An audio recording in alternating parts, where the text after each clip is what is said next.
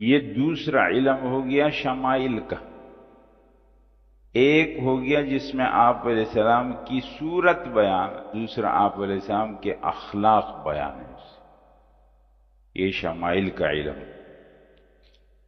تیسرا علم ہے جس میں آپ علیہ السلام کے زندگی کے 63 سال کی زندگی بیان، آپ پیدا ہوئے، آپ کا بچپن کیسے گزرا، آپ کی جوانی کیسے گزری، آپ نے شادی کس عمر میں کی، پھر مکہ مکرمہ میں کیسے رہے، پھر آپ نے ہجرت کی، ہجرت کا راستہ کیسے طے ہو گیا، پھر آپ مدینہ منورہ پہنچے، مدینہ منورہ کے 10 سال کیسے گزرے، پہلے سال کیا واقعات، دوسرے سال، تیسرے سال، چوتھے سال، پانچویں سال، چھٹے سال، ساتویں سال، آٹھویں سال، نویں سال، 10ویں سال اور 11ویں سال۔ آپ بیمار کب ہوئے، پھر آپ کی بیماری کتنے دن رہی، پھر بیماری سخت کب ہوئی، پھر کیا ہوا، آخر کہاں تھے آپ، انتقال آپ کا کس وقت ہوا، وقت کیا ہو رہا تھا، دن کیا ہو رہا تھا، سب چیزیں مانگی۔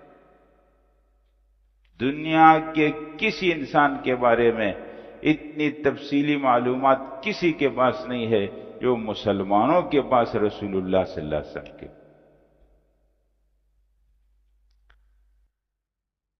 تو یہ علوم ہو گئے رسول اللہ صلی اللہ علیہ وسلم کی زندگی کے حوالے سے 3 قسم کے حضرات۔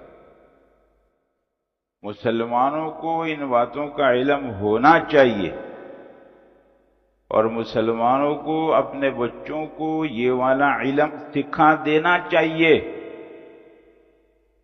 اور جتنے اسکول، کالج، یونیورسٹیاں جو مسلمانوں سے بھاری بھاری فیسیں لے کر کے یہ دعویٰ کرتے ہیں کہ ہم ان بچوں کو تعلیم دیں گے، اور حکومت جو اربوں کا بجٹ پاس کر کے ان تعلیمی اداروں کو دیتے ہیں، حکومت کے ذمہ فرض ہے، اور ان سارے اسکولوں، کالج، یونیورسٹیوں کے ذمہ فرض ہے کہ وہ مسلمانوں کی یہ باتیں سکھائیں۔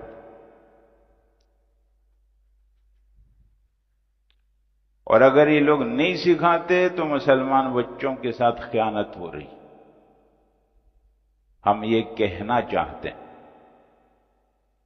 اور ماں باپ کا بالکل بنیادی حق ہے کہ جا کے اسکول والوں سے کہیں کہ ہم آپ کو اتنی فیس دیتے ہیں، آپ ہمارے بچوں کو جب ادھر ادھر کے ڈانس اور گانے اور سکھاتے ہیں، یہ چیزیں کیوں نہیں سکھاتے؟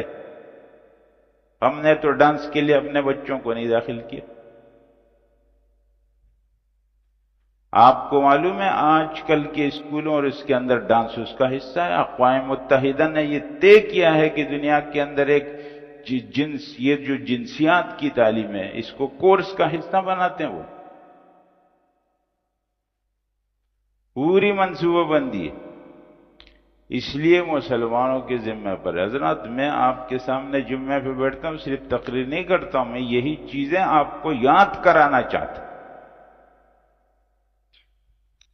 اسی لیے میں آپ لوگوں کو یہ کہتا ہوں اور ہر جگہ یہ کہتا ہوں کہ رسول اللہ صلی اللہ علیہ وسلم کا طریقہ بیان کا، وعظ کا، بتانے کا، نصیحت کا یک طرفہ نہیں تھا۔ یک طرفہ سمجھتے ہیں؟ میں بول رہا ہوں، آپ چپ خاموش بیٹھیں، آدھے گھنٹے تک میں بولوں گا اور آپ سنتے رہیں گے، یہ نہیں تھا طریقہ۔ آپ علیہ السلام جب بات کرتے اب صحابہ سے 2 طرفہ بات ہوتی تھی۔ کیا مطلب ہے؟ اگر بات ایسی ہو گئی درمیان میں کسی کو سمجھ میں نہیں آئی تو اس نے پوچھ لی، اس کا مطلب سمجھ کر کے چلنا۔ صرف سنا ہوا، 5 منٹ سنا کسی نے، 10 منٹ سنا کسی نے، جب کس کا موڈ ہوا توجہ ہو گئی، یا موڈ خراب ہو گیا توجہ خراب ہو گئی، یہ کیا مطلب ہوگی؟ بات کو پوری توجہ سے سمجھنا ہے، جہاں آپ کو سمجھ میں نہ آئے علم کے آداب میں سے آپ پوچھیں کہ یہ والی بات کیا مطلب، میں آپ کو اجازت دیتا ہوں۔ جہاں میری کوئی بات آپ کو سمجھ میں نہ، آپ صرف ہاتھ کھڑا کریں۔ اگر آپ یہ سمجھتے ہیں کہ اتنے بھرے مجمع میں کیسے پوچھ سکتا ہوں تو اس کا طریقہ یہ، آپ صرف ہاتھ کھڑا کریں، میں آپ سے پوچھ لوں گا۔ اگر آپ کی آواز مجھے وہاں سے نہیں آگی، میں آپ کو ادھر بلا لوں، کوئی پریشانی نہیں ہے۔ ہاں اس بات سے ضرور پریشانی ہے کہ آپ کی توجہ نہ ہو اور میں لگا ہوا ہوں آپ کے سامنے اپنا سبق سنا رہا ہوں۔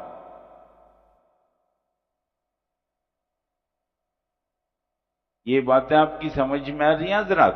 تو رسول اللہ صلی اللہ علیہ وسلم کی زندگی کو جاننا مسلمانوں کے لیے ضروری ہے۔ آپ علیہ السلام کی ذات مبارک کو جان، پورا ہدایت کو، نجات کو، کامیابی کو اللہ جل جلالہ نے لا کر کے رسول اللہ صلی اللہ علیہ وسلم کے ساتھ باندھ دیا۔ بس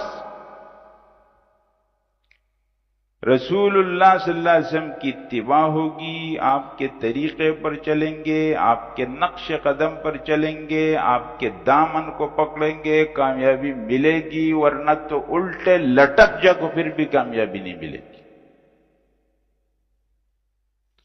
کوئی آدمی پوری پوری رات بیدار رہے، کہے میں تو بڑی عبادت کروں گا، ہمیشہ ہمیشہ کھانا پینا چھوڑ دے، جا کے غاروں میں رہے، کیا کرے کیا کرے، جب تک رسول اللہ صلی اللہ علیہ وسلم کی اتباع نہیں ہوگی اللہ کی قسم کامیاب نہیں ہو سکتا۔ اس میں تو شک نہیں، اس بات کو پکا کرنا پڑے گا، اس میں ایک سیکنڈ کے لیے بھی شک کی اجازت نہیں۔ کوئی آدمی بولے اچھا سوچتا ہوں، سمجھ میں آ رہا ہے نہیں آ رہا، نہ سمجھ میں آ چکا ہے۔ یہ بات سمجھ میں اچھا حضرات، 3 باتیں بیان ہو گئی۔ اب میں ایک خاص چیز کے بارے میں آج بیان کرنا چاہتا ہوں اور انشاءاللہ پھر ایک اعلان آپ کے سامنے کروں۔ رسول اللہ صلی اللہ علیہ وسلم نے اپنی زندگی میں قیامت کی علامات بیان فرمائی۔ صحیح مسلم میں ایک بہت تفصیلی روایت موجود ہے۔ ایک صحابی کہتے ہیں کہ ایک دفعہ رسول اللہ صلی اللہ علیہ وسلم فجر کی نماز کے بعد منبر پر بیٹھے اور ہم سب آپ کے پاس بیٹھے ہوئے تھے، اور آپ نے ہم کو بتانا شروع کیا کہ قیامت سے پہلے کیا کیا ہوگا۔ وہ سب فتنے علامات شروع کی۔ یہ آپ کی مجلس چلتے چلتے چلتے ظہر تک پہنچ گئی۔ پھر نماز ظہر کا وقت ہوا، آپ ممبر سے اترے، پھر ظہر کی نماز ہم کو پڑھائی، جب نماز سے فارغ ہوئے آپ پھر ممبر پر، اور پھر آپ نے شروع کیا تو عصر تک، پھر عصر کے لیے اترے اور نماز سے فارغ ہوئے، پھر مغرب تک، پورا دن آپ نے بیٹھے۔ یہ اتنا لمبا بیان آپ علیہ السلام کی زندگی میں صرف ایک مرتبہ ثابت ہے، ورنہ آپ علیہ السلام بہت لمبی باتیں نہیں کرتے، آپ بہت مختصر شارٹ باتیں کرتے تھے، جو اس مقصد کی بات ہوتی تھی۔